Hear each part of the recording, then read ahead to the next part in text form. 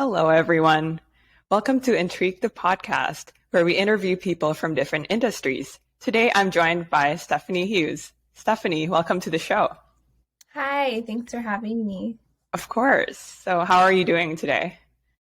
Doing good. It's a Friday, which is nice, leading into the weekend. Yeah, yours almost ending. Yeah, it's crazy. Cool. So, I want to talk about your career, but before we do that, let's dig a little bit into your childhood. So, where did you grow up and how was your childhood? I grew up in Tigard, Oregon. I've lived here my whole life. And yeah, I had a great childhood. Probably in relation to like my career and all that. Grew up going to Disneyland with my family, and that kind of started to spark my interest in, how do the rides work? Um, like, seeing people's reactions to kind of like the magic that they create. And I kind of uh, grew like a fascination in that.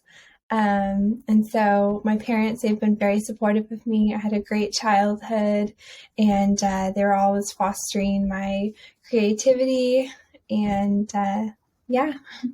Oh, so you mentioned that you were very interested in like how rides work. Like, how young were you at this age?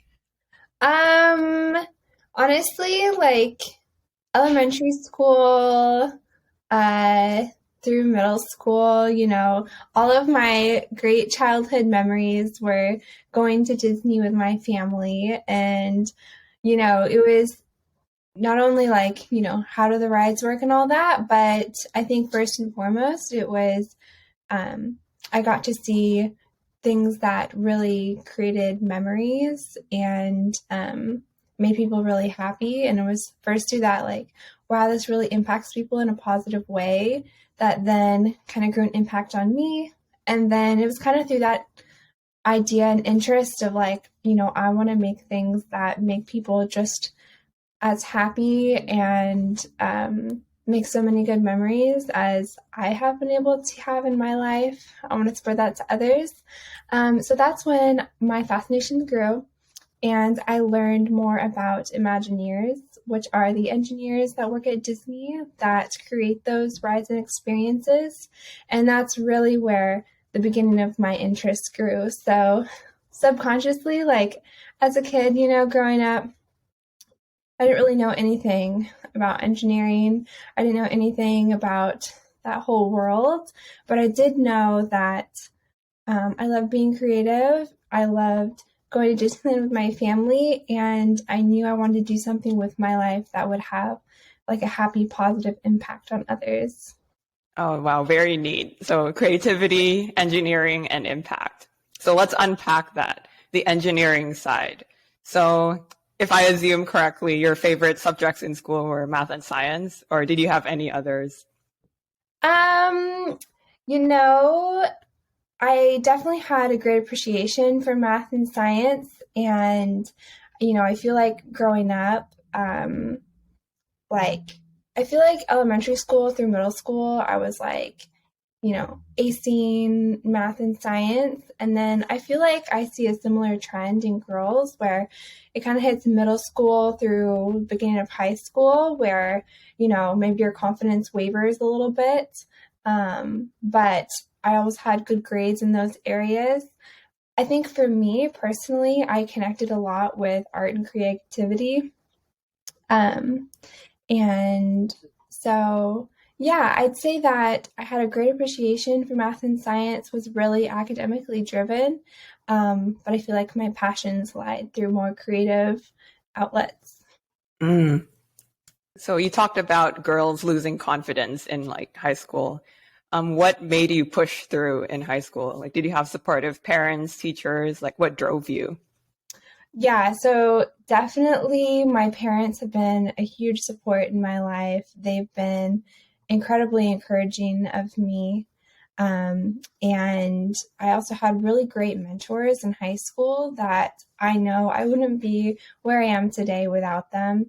In high school, I because of my interest in, potentially becoming an Imagineer, wanting to learn more about what engineering was, I went to my school counselor and she suggested a computer science course. So when I took that class, I was probably like one of two girls in the class. I was like a sophomore, very much like out of my element. But I was incredibly lucky to have my professor, a woman, Jill Hubbard, and she was such a great mentor to me. She really encouraged me in that class, and she encouraged me to join the robotics team at my high school and a group called NCWIT, which is a group that encourages women in technology. And so through her mentorship, through great mentors I had through the robotics program, and especially through NCWIT, I was able to really grow my confidence and get the kind of guidance that I needed in order to, feel confident in my skills and continue down the CS route. Cool. Let's talk about the robotics club. Like, how did your role evolve? What did you learn? What did you build?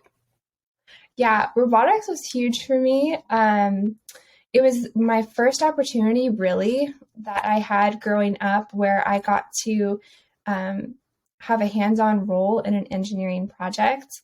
I feel like, growing up, I didn't do any kind of engineering things. And so when I was on the robotics team, at first I was like really shy. I didn't really know anything about any of the robotic parts. I hadn't kind of grown up around any of that. So I didn't know how the machinery worked or even how to begin in some instances. And I was probably one of the only girls in the whole club of lots and lots of guys. And so at first, like some meetings, I wouldn't even say anything because I was just so shy. And I didn't want to say anything wrong or make a mistake. But my mentor, Jill Hubbard, who was my first CS teacher and who happened to work on the robotics club, she was watching out for me, and she paired me with a mentor who was able to work with me and create a piece of the robot individually when she realized that I was kind of being excluded from the team and not really getting in there. And that mentor, he was so sweet, and we worked on it together, and he, answered any of my questions, made me feel like I was really a part of the team. And from there, I went from being a team member to then the next year I was a team captain. And then the following year I was team captain again and really helping to get the program going. So my confidence definitely shot up just from having great mentors who were looking out for me and helped me to build that confidence. Oh, wow. I'm so happy for you. Yeah, no, it was definitely a really, really good experience. What were your responsibilities as captain? So responsibilities as captain, when you're in an individual contributor role, you're kind of you're voicing your opinion, you're working on parts in the robot, but then when you become a team captain, then you have to think about the team as a whole. You have to think about what people's interests are and how you can best split up the teamwork. You have to have kind of leadership in the design and just kind of not necessarily working on it hands-on, but you're also trying to see how the whole team can come together to build the robot. So really it's kind of not only contributing, but as kind of a mentorship type role. Was this your first leadership role ever? Yeah, this is my first leadership role. Yeah. Oh, wow. How did you transition from an IC to a captain, especially you were very young in high school? Yeah. Honestly, I feel once I got into it and I built that confidence, I feel something throughout my whole CS career is you have to be very driven. And I feel like once I was once I went into that leadership role like the first time, then it's a lot easier to just like keep going. Um, yeah, no, honestly, like I think it was due to my mentors that guided me and helped to build me up and grow me into someone who could then lead others, was really the only way I could do it. Oh, wow. Shout out to Jill Hubbard and your mentor. Ooh, good job. What were you doing outside of robotics? Because you said you liked arts and like creativity. Yeah, so it's actually kind of funny because um, in high school, I also got back into a bit of ballet. And Oh, so I would literally go to school all day, and I was very academically driven. So I was doing like full IB coursework. And IB. then, Oh, wow. then I was captain of the robotics team. And then, so I'd have my robotics meeting for 2 hours from 4 to 6. And then I would have ballet classes from like 7 to like 8:30, and then I get home and do homework. Oh So, my God. Like, what time did you sleep? um, I slept, but it only happened once in a while when, everything happened to overlap. It was a lot, but I was pursuing all of my passions, so it worked out. Wow. Like, how did you manage your time? Um, I don't know. Honestly, I think back and I feel like, I always had a planner. I always made lists. And so I was very much on top of it, and I had like time blocked my time. Um, but also as a high schooler, I feel like you're just trying to figure it out. So it was a balance. Like, where did you learn those time management skills? Honestly, I feel like through like my IB coursework, I was exposed to a lot of other students that were able to manage themselves very well. Like you have to, because they put so much on your plate. Like you have to be able to manage it. And so I feel like I learned a lot from my peers. Um, yeah. Mm. Like, were you a competitive person, like as a high schooler? I don't necessarily know about competitive. I definitely wasn't like necessarily competitive to others, but I was competitive with myself, I feel. Very driven, Yeah. ambitious. Awesome. So throughout high school, you're probably thinking about your next steps, like college and what's next. Like, how did you figure out what to do after high school? Um, well, for me, I was pretty certain of uh, going into either computer science or mechanical engineering after doing the robotics program, taking a couple CS courses, and my dream of becoming like an Imagineer, which is kind of what drove me through high school. Also through NCWIT, um, that was a great club that showed me kind of more opportunities and gave me really good advice from other girls who had been in college and had pursued computer science. And so I was aware of like more opportunities. Also, Chick Tech.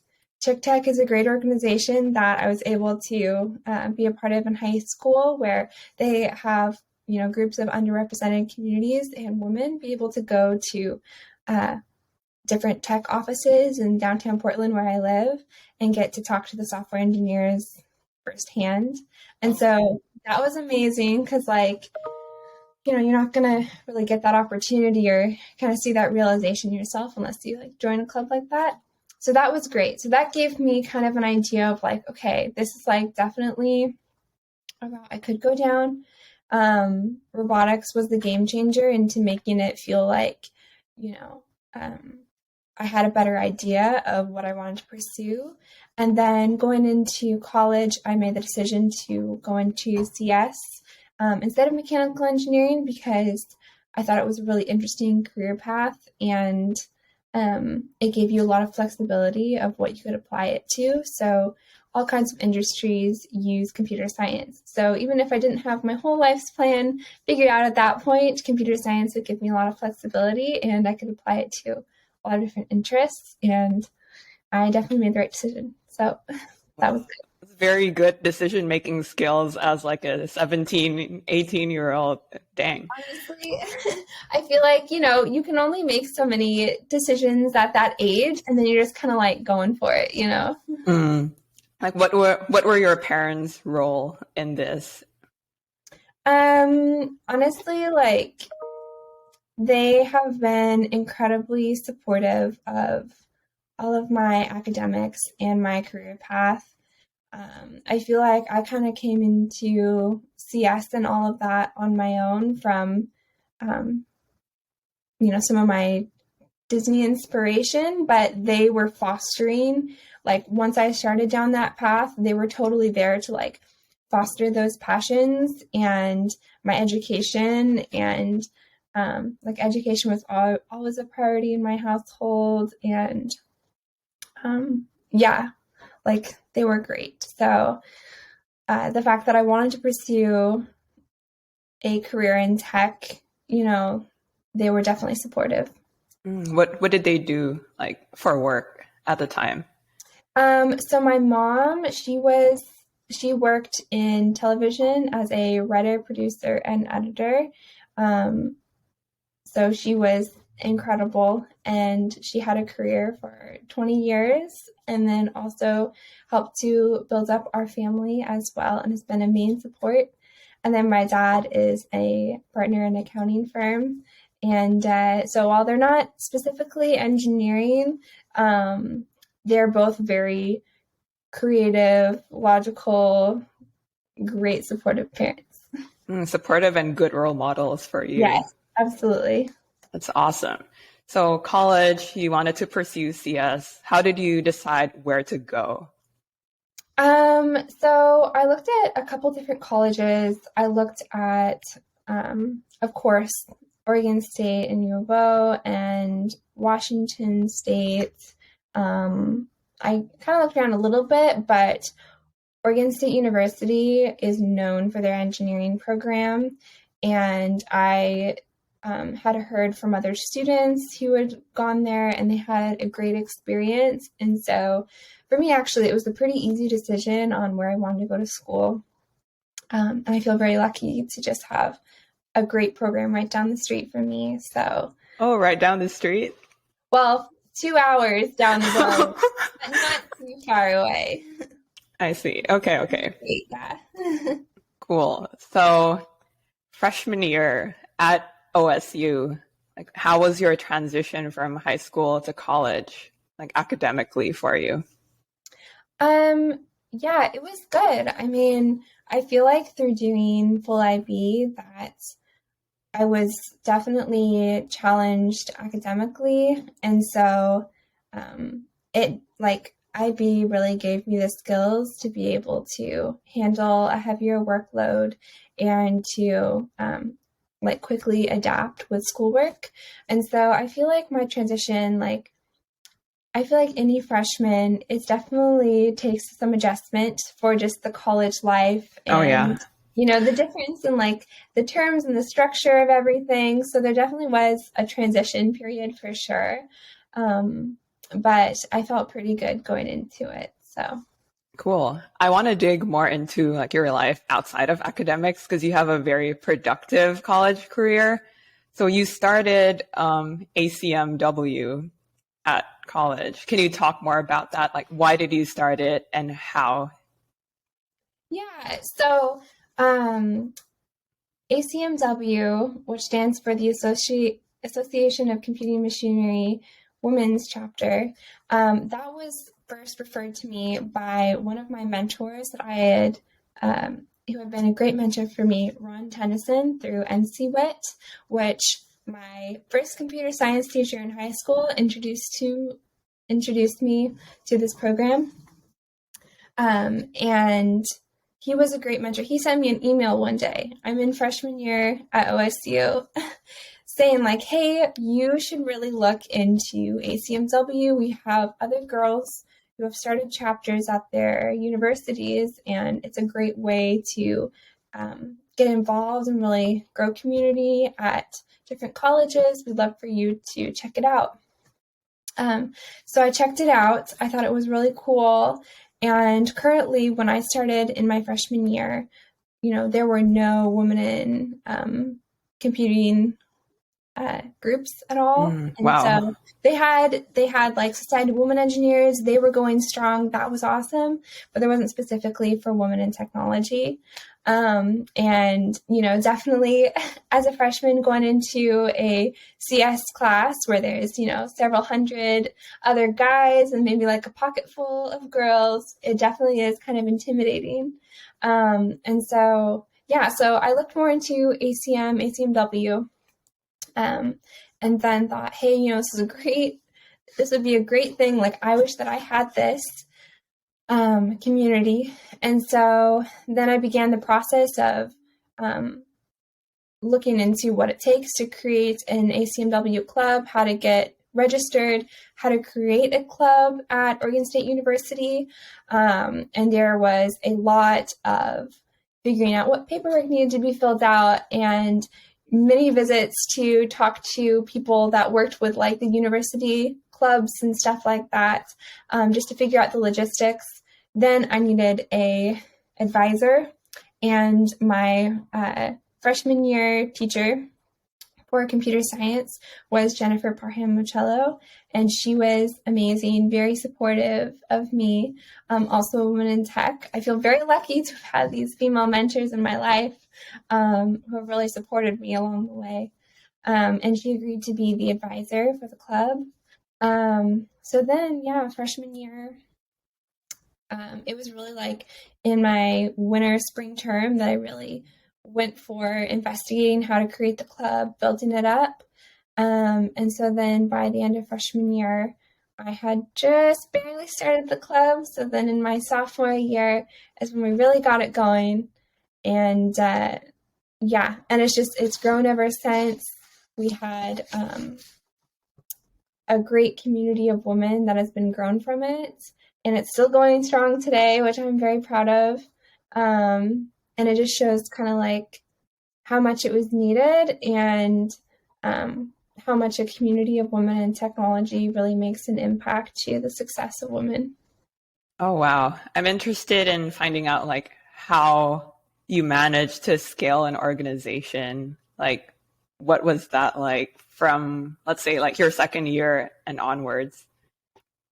Honestly, I feel like, at first it was a lot of like, kind of like grassroots efforts to like get the word out there that there's a club. But then I feel like once, women in tech, when they join those kind of CS courses, they are looking for friends. They are looking for somebody that will be friendly and like, relatable. And once you have, even just like a small community of women in tech, I feel like it's pretty easy to grow it if you can just like get the word out there, because there is an interest to be able to, get to know other people that are kind of like you or might go through similar struggles. And I feel like the struggle kind of bonds you.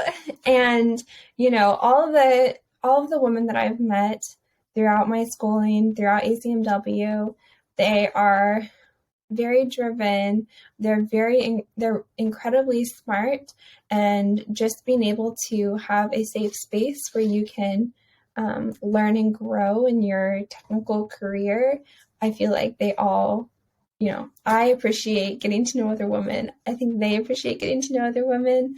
And so I feel like it kind of naturally grew. Okay. So what kind of events did you hold for these other women? Like, how did you support them? Yeah, so ACNW, all of our meetings, they were structured around technical development, professional development. So technical development as in, learning more about what was happening in the industry, or sometimes we'd have meetings where we would look into different programming languages or software. Also, we would have hackathons, which were really cool, professional development, learning more about how to prepare for technical interviews, resume, elevator pitches. And then finally, we would also have kind of more of like communities. So, getting to connect women with other women in their classes, and many people would form like study groups and stuff like that. So it was kind of like a fully well-rounded community where, we're all trying to grow technically, but also, people became really good friends as well. And I think honestly, the friendships through that group and the camaraderie of like, we're all kind of in this same boat and, anything we can do to build each other up, everyone appreciates and respects. And so there are all kinds of opportunities. And then also, while I started the group, it's really, my officers, they were amazing. Like, they really helped to grow the group. And the current officers, the previous officers, they've all been awesome. I feel like we all have a passion of supporting other women in technical areas. And so I feel like that passion and that camaraderie really like kind of built it up to be the community that it is today. The Grace Hopper Conference, that is let's talk about that, because you started a $30,000 scholarship. Yeah. Like, how did that happen? So that was my dear friend Charlena.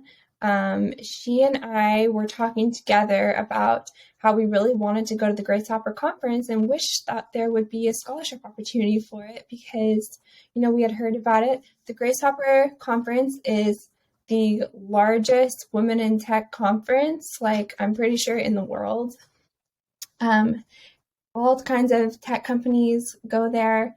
There's all kinds of career development opportunities, workshops, mentorship, research. So it's really like the place to go to if you want to learn more about opportunities as a woman in technology.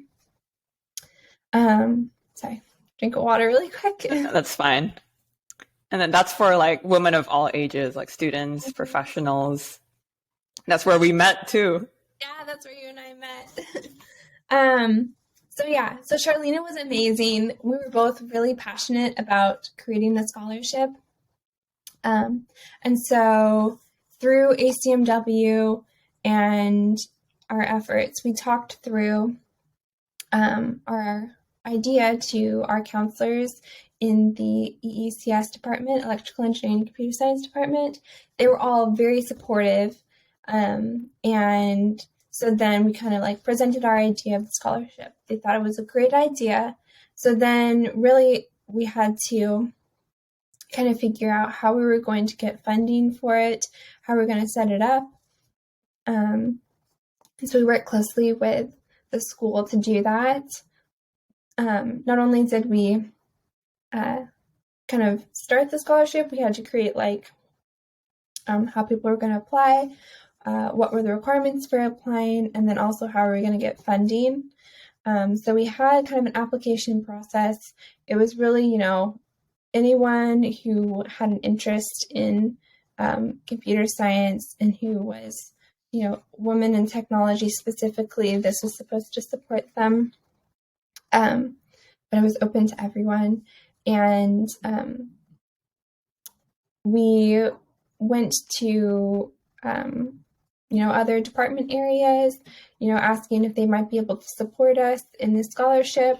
So we got support from different areas within the school. We got support from people outside and from the Alumni Association as well. So it was all really great. Like everybody worked together. And then once the scholarship, had some momentum going, then we were able to send out the applications.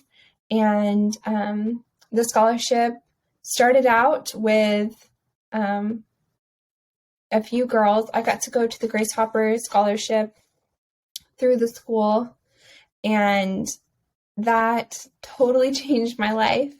And so then when we created the scholarship, Charlene and I were able to work together to get like a group, I believe it was like 7 to 10 girls. And then the next year, my officers for the ACMW chapter, they were amazing, and they were able to build up the scholarship even more. And we got, I believe it was like, I think it was probably like 20 girls. Oh, wow.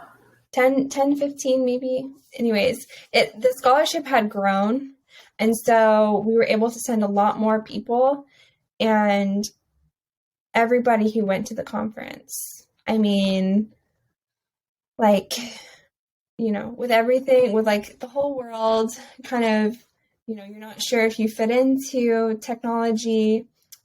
The Grace Hopper conference really makes you feel like, wow, like there's so many opportunities for women in tech.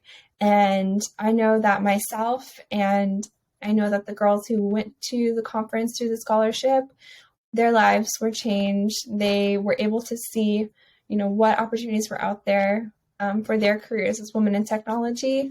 And they've continued the scholarship. They've continued the ACMW chapter. And so I think it really made a good impact. You passed the torch on to the younger women. Yeah, I passed the torch on, and it's been an incredible joy to be able to see them really like trailblaze it. And like, I am literally so proud of them. Like, I may have planted some seeds, but then they really like grew it up, and it just makes me incredibly happy to see. Oh, that's amazing. Like, can you talk about how Grace Hopper, the conference, changed your life? Yeah, so, I mean, kind of how I was mentioning earlier, at the Grace Hopper conference, you're able to see all kinds of different companies. They have booths that are there, and they talk about their different opportunities in technology. Some of them have tech that they're working on. There's all kinds of speakers that talk about their experience in technology. And the conference is just so huge, and you're surrounded by so many women in technology that you get to meet and learn from, that I feel like it really opens your eyes as to what's out there. And I feel like that's really hard to get anywhere else. I mean, Grace Hopper, like, you're able to kind of envision the future that you would hope is there for women in technology. And it's like, it's right there. Like, before Grace Hopper, I would have thought like, maybe I could do this in technology. Like, maybe I could take this position, and, there's Google or other things, but like, I didn't really know what all was out there.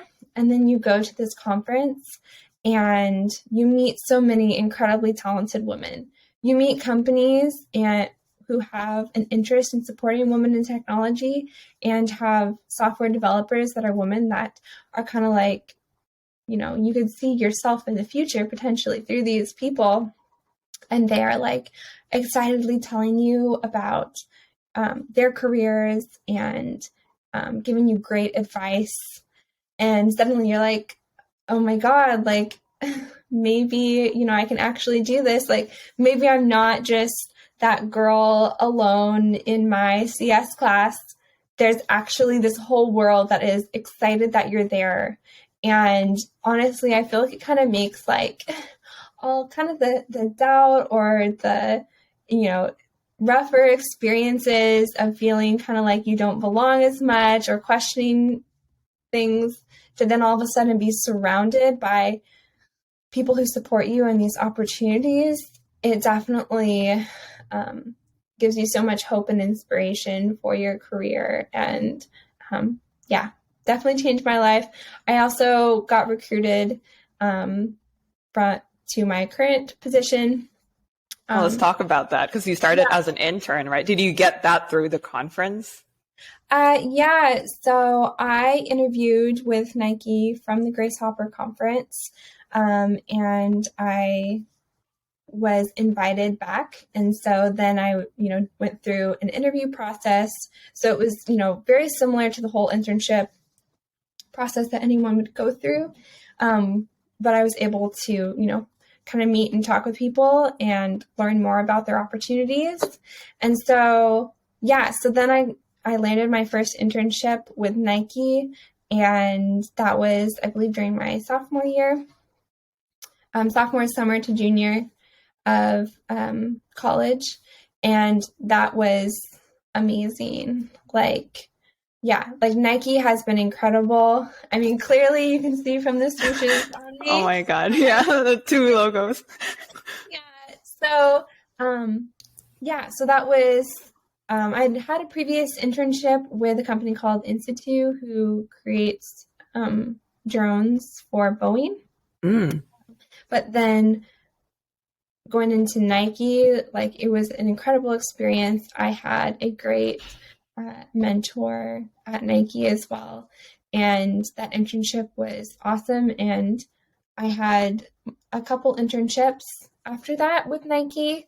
And through my work at Nike, I was able to learn more about the world of AI and machine learning, and have some really great one-on-one conversations with people who had, gone farther in their career in that space. And it really inspired me.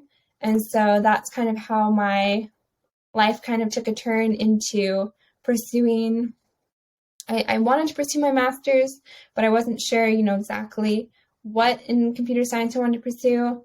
And so I ended up pursuing my master's in computer science, Master of Science in Computer Science, and robotics, with a focus on machine learning.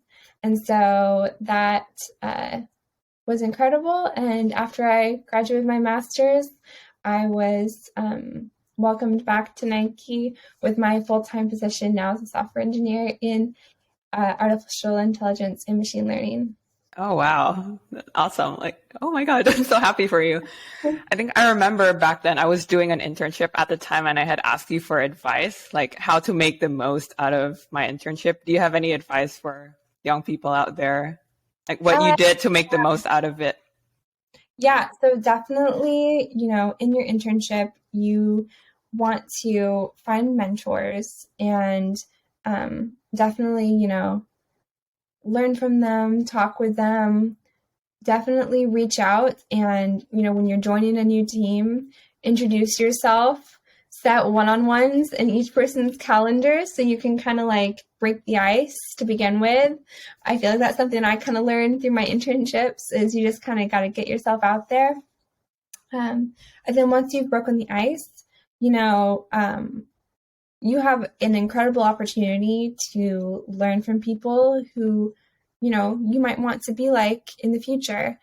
Or maybe they know people in your area of interest in computer science. And so for me, it was really, my mentors, the one-on-one conversations that I had with them, or people that they recommended, and really learning to kind of get myself out there, are really what were game changers for my internships, and kind of gave me the advice and guidance that I needed to then make bigger decisions in my own career. I want to talk about your decision between going full-time at Nike or going for a master's. What did you learn from talking to people that led you to the conclusion of going for a master's? Yeah, so I always kind of knew that I wanted to do a master's degree, but I was considering potentially more of a business side focus. But then when I talked with my mentors and in AI and machine learning, and kind of learn more about their career paths, I really wanted to work with people. I wanted to be in kind of a leadership position, kind of like how I had in high school and then in college. I really enjoyed that aspect of, building other people up and kind of seeing the bigger picture. And what I learned from them is, in order to kind of be in that leadership position, you really have to deeply understand the technical skills, and then naturally you will go into more of that leadership position from your deeper technical knowledge of that space, because you are then able to have this perspective and vision that maybe, when you're just starting out, you might not have as much. And they were all very encouraging of me, pursuing my technical skills through computer science. And so through that encouragement, it was like, wow, here I was thinking like, maybe if I learn more on kind of like the business managerial side, then I'll kind of get more into that leadership position. But it was really through, you want to deepen your CS technical skills, which pursuing a master's in computer science at first was pretty intimidating. I feel like there's always this imposter syndrome that especially women in technology are always working through, like, am I good enough to be here? Am I smart enough? Can I do this? And really, my mentors at Nike reinforced that I could do it, that, they did it. I can do it. This is what you should do, like as a suggestion, of course, but I really took that to heart. And through their encouragement of me, I feel like I was really able to have the confidence to be able to pursue the master's in computer science. And so, yeah. It's awesome. So you went back for your master's also at OSU, correct? Mm-hmm. So how was your master's experience different from undergrad? And what did you take away from your master's?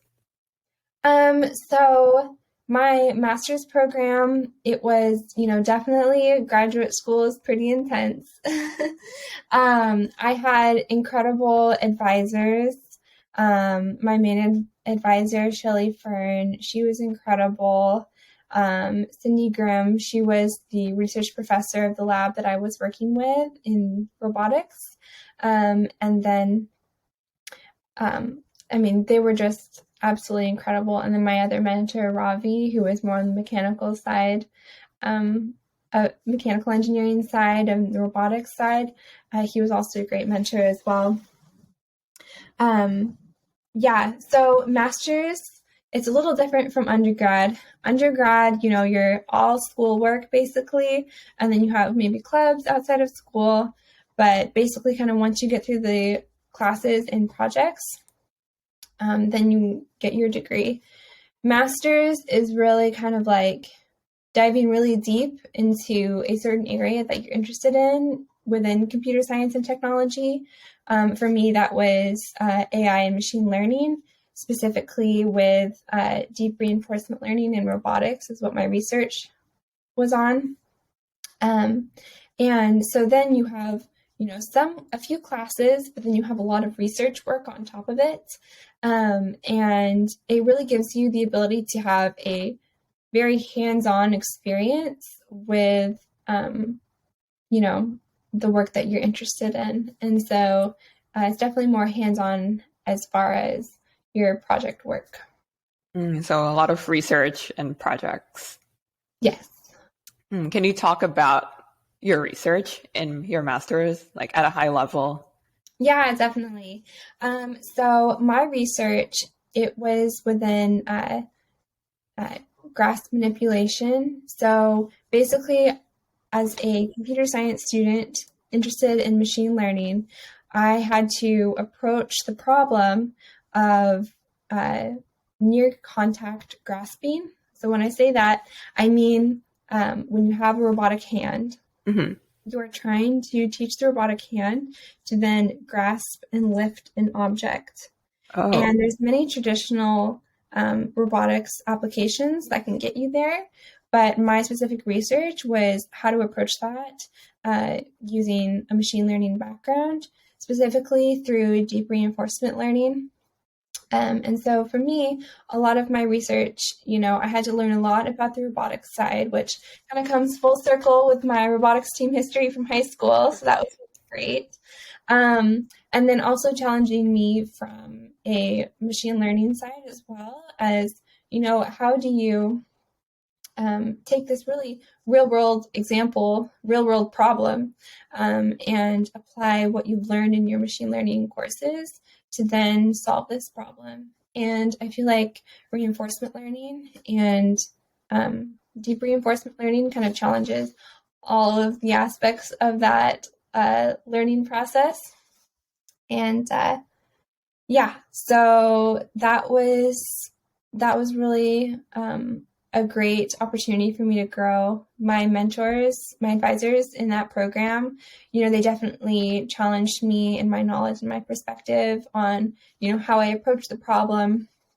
And I feel like, if anything, I would definitely recommend getting your master's program. You have to be really like ready to give 110% because it is pretty challenging. But just having the opportunity to learn firsthand from my advisors, who honestly are like the experts in their areas. My main advisor, Shelley Fern, she was one of the main machine learning professors at Oregon State University, and Cindy Grimm, who was an incredible professor in robotics. I really learned so much from them. Like anytime they critique my work or had me kind of like think about it in a new way, it really gave me the skills that I need now through my own job to be able to approach problems, to problem solve, and how to kind of form that vision and perspective of a machine learning problem. And I feel like those are lifelong skills that I'm really grateful to have. Oh, that's awesome. And can you explain what machine learning is for people who don't know, like at a high level? Yeah, so machine learning, it is basically like teaching computer systems how to solve certain tasks. And there's many different types of machine learning, but that's kind of at a high level. So right now you're a machine learning engineer at Nike. Can you talk about how you apply ML in your job? Yeah, so actually I'm a software engineer at Nike, but I work with a lot of machine learning engineers. Gotcha. But yeah, so at Nike, just kind of like on a high level, my team works on basically how we can take business problems and apply machine learning solutions to it. So there's many different problems that maybe businesses face where you want to be able to learn from the data or information that you have to then find the best optimized solutions. And machine learning can really take a lot of things that maybe we wouldn't necessarily track on too easily, or where you have a lot of data that you want to learn and find patterns from, and can find the appropriate solutions. And so my team specifically, I'm a software engineer in AI machine learning. We take these different business problems and try to apply machine learning algorithms to that. For me specifically, my team is working in the search space. So anytime that you search for products on the Nike website or through the app, my team is responsible for producing machine learning solutions to impact, possibly how you see products and how that data is used. Oh, awesome. You've been at Nike for a little over a year as a full-time employee. Yes. Like, how has your role grown? What have you learned from working full-time? Yeah, so my first year full-time at Nike has been awesome. I've been working remotely mainly. I come to campus once in a while at the Nike headquarters, and it's been great. I feel like, I am surrounded with mentors who are incredibly smart. A lot of them are very tenured machine learning engineers or principal engineers, software engineers who have had a lot of great experience tackling different machine learning problems. And so I feel like I've gotten to learn a lot from them. At first, kind of similar to when you start an internship, they start you on kind of a smaller project and kind of like grow your responsibilities as you go. And so for me, when I started out, I kind of worked on kind of those smaller projects. And then kind of once I got more familiar with the space, I've really been able to take on larger project roles. And so, now I'm more responsible for building out new models and definitely helping our team to grow in certain areas. And so I feel like it's been a really great balance of learning from people who are very knowledgeable, getting great mentorship, while also being able to grow my skills and my responsibilities. Oh, wow. I'm happy for you. You talked about wanting to go for a leadership role. Like, where do you see yourself in like 10 to 20 years? Is it like an engineering leadership role or more like a business leadership side? Yeah, I feel like I'm still figuring everything out, but I feel like how I could see myself, I'd want to be a principal engineer. So I think I'd want to be more on the technical side, than the business side, maybe eventually one day more of the business side. But for now, I just feel like I have so much that I want to learn and grow with. And I have an incredible mentor who's a principal engineer, Ziyu Lang, and she's been awesome. She's been building me up. She's incredibly smart and on top of it. And when I see myself, I want to be like her in the future. And so, yeah, I'm kind of taking it as I go, but I just want to be able to grow in my abilities and grow in my ability to specifically, see a machine learning problem or, a bigger network of different machine learning work and be able to have kind of the big picture vision and be able to really grow into the future. And I feel like I've had, pieces of that, but I feel like my more senior engineers have really a great vision just from their experience. And so I'm excited to grow into that. Oh, that's amazing. So looking back from like childhood until today, would you say that you are successful? And how do you define success? Yeah, I feel like I am successful, definitely through, not necessarily like, I worked hard, but I feel very privileged to have had the opportunities that I have and the mentors that have been there throughout my life have put me where I am today. So while I feel like, yes, I feel definitely successful, I feel like this success is not only my own, but the success of my professors and mentors and my parents and everyone who has really built me up and supported me to get to where I am, and the privileges that I've been very lucky to have kind of put me in this position where I feel incredibly grateful to be in this successful position that I feel like I am. Yeah. And how do you define success? Wow, that's a big question. I feel like success for me,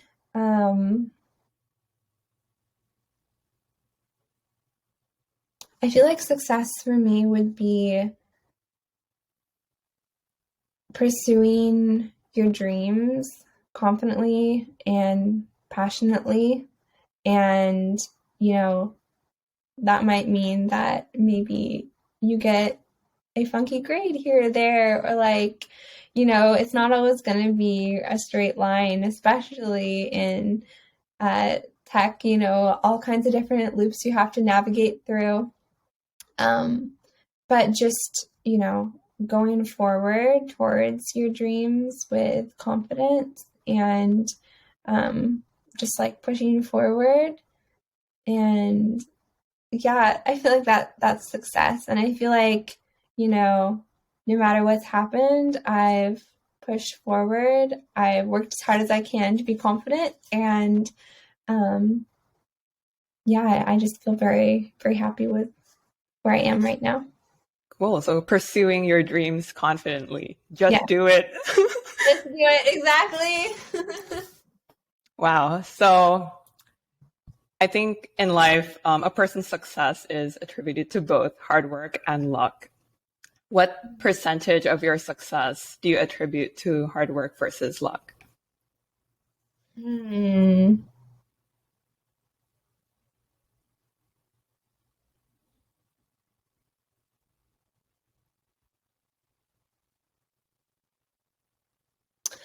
I feel like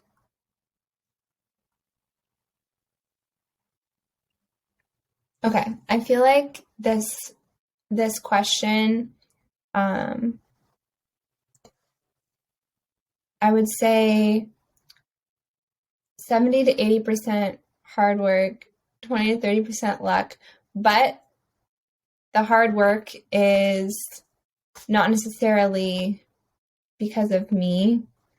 I'd say it's the hard work of myself, but also my mentors and my professors and my parents and everyone who has worked incredibly hard to allow me to have the privileges and opportunities that I've had. I feel very lucky to be in this position. And I feel like it's always a difficult balance between, having imposter syndrome of where, God, I'm just lucky to be here, like versus realizing the work that you've put in and then also realizing the privileges that you've had and the people who have worked incredibly hard so that other people like you could have those opportunities. And, I think about my first computer science teacher. I think about the mentor in my robotics club who allowed me to have the confidence to work on a piece on the robot. I think of my advisor in my freshman year of college who, said yes to being an advisor of my club. Mm-hmm. And I think about, the community of women who have, heard me out, been willing to show up to clubs, been willing to, support each other. And all of that hard work, all of that, the privileges, all of that have kind of led me to be able to be where I am. And so I feel like that kind of the thought of that hard work and versus luck and anything that I've gotten through other people's work as well, I feel like throughout my journey has been something that I've been trying to definitely recognize and, not only give to myself, but give to others as well. Because I do feel very lucky. I do feel, while I've worked hard, I feel like I've had a lot of great support throughout the way that maybe others may not have had. And so I feel like getting more women into leadership positions, getting more communities of women to support each other will allow us to be able to, that hard work of starting the club and stuff like that has allowed for more women to be able to have opportunities. And so I just want to give back for as much that I feel like I've received from those in my life who have supported me. That's a beautiful answer. Thank you. Yeah, like you've acknowledged everyone who has helped you, and also, yeah, wow, at a loss for words. But I want to ask you, like, how did you get that mindset of like serving others? I feel like, especially, when you've been in a position where you're not necessarily like the outcast or something, but like, don't feel like you belong, you understand what it's kind of like to be on the outside looking in and what it's like to potentially not have that straightforward like opportunity or whatever. And I feel like kind of once you experience that and once you've kind of broken through that and had that opportunity, you're just so grateful that you want someone else to be able to experience that. And so I feel lucky to have received the things that I have in my life. And I feel like that really culminates in like a feeling of immense gratitude that I think just naturally spills into wanting to give back to others. And you see the positive impact that it makes on other people's lives. Like, I mean, through the ACMW chapter, I've gotten to see girls grow into their confidence and their abilities, and seeing that growth, seeing what a community can do. And, you know, for me, I witnessed that firsthand through my mentors, and then being able to provide that to others. Like, nothing gives me greater joy than being able to see other people's grow. And I feel like there's so much good that can come through giving back.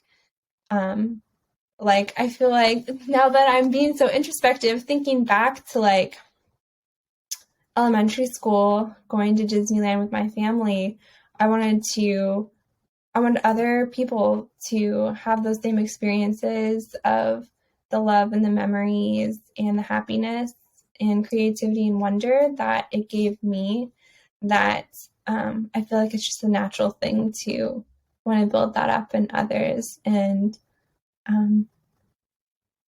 I feel like it's something that can really inspire you and give you passion and purpose in your work and in your life. And I feel like I've definitely, you know, benefited from other people giving back to me. And so I feel like it's not necessarily an obligation, but something that I do out of gratitude and happiness that I try and work towards for others. Have you figured out your life purpose? And if so, what is it?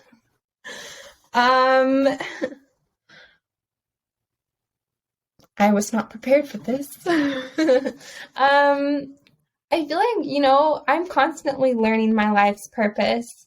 I definitely feel like I've, you know, when we talk about the luck and hard work question, I feel like there's many things that I've been blessed with in my life that put me in a position to be able to give to others. Supporting women in technology. I mean, you know, growing up as a kid, even though I loved Disney and really, you know, wanted to, you know, somehow give back to others in that way, it wasn't until really middle school, high school that I learned more about engineering, Imagineering, and all that, that I really was able to see that path for myself. And so, you know, I feel like I was able to then, I don't know, that I feel like that's kind of become a milestone in my life of being able to be an advocate for women in technology. And as for myself, like with my personal beliefs, I'm a Christian. I believe that my purpose and plan comes from God and Jesus. And I try and look for signs in my life where I feel like I've been given certain opportunities in order to give back to others. And so I feel like it's all kind of culminated in that. And as far as from a technical standpoint, advocating for underrepresented communities in technology has been a great purpose for me. And as far as my technical work in the future, I always want to kind of keep that in the root of things, of doing something passionately where I can, you know, positively give back to others. So while I'm still always figuring it out, I feel like I take every stage of life as it is, as like recognizing the blessings that I have in my life and how I can make a positive impact. So I'm just taking every day as it is. Awesome. What advice do you have for young people who are trying to find or figure out their purpose, including their career? So I think my main advice would be find mentors in your life. You know, that could be a parent, that could be a teacher, that could be, you know, many different people. Anyone that you kind of look at and you see qualities in that you admire, just don't be afraid to ask questions and learn how they got there. And I feel like for myself, by having great mentors in my life, building those relationships, asking questions, I was able to get a better understanding of what possible life and career paths would be. And that, just definitely solidified, I want to do this. Maybe I don't want to go down this path, and made it more clear for myself, because I feel like at first it's very overwhelming. There's all kinds of different things you could do. Even once you figured out tech, there's many different things that you can do. But finding those people in your life who are there for you, who will support you, definitely just like lean in on them. And any advice for people trying to build their self-confidence? I feel like it's something that, you always are kind of working on, especially if you feel imposter syndrome as a woman in technology. But I mean, I'm going to say right now, like, if you don't have confidence in yourself, like, that's totally natural, but just know that you can do it. You find those role models in your life that you aspire to, and just kind of lean into them and see, hey, if she can do it, I can do it. We're not that far off.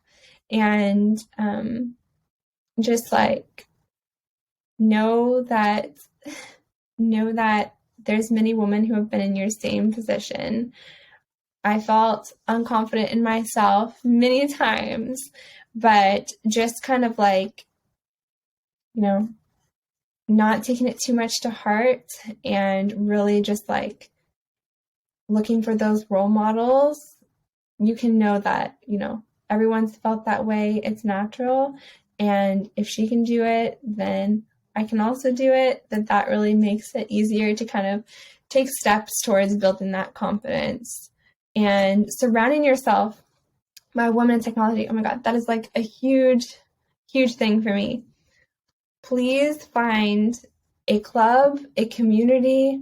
If you're a woman in technology and you feel like, you're alone or you can't do it, trust me, there's so many women who have been in your same position, and just having people that you can confide in and talk with, specifically for ACMW, we would bring up certain subjects feeling not confident in class or other things, and everybody can relate.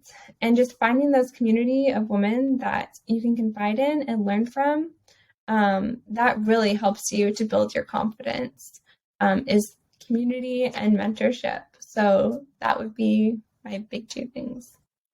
Awesome. And on that note, thank you so much, Stephanie, for all of your advice and your experiences, sharing everything with the audience.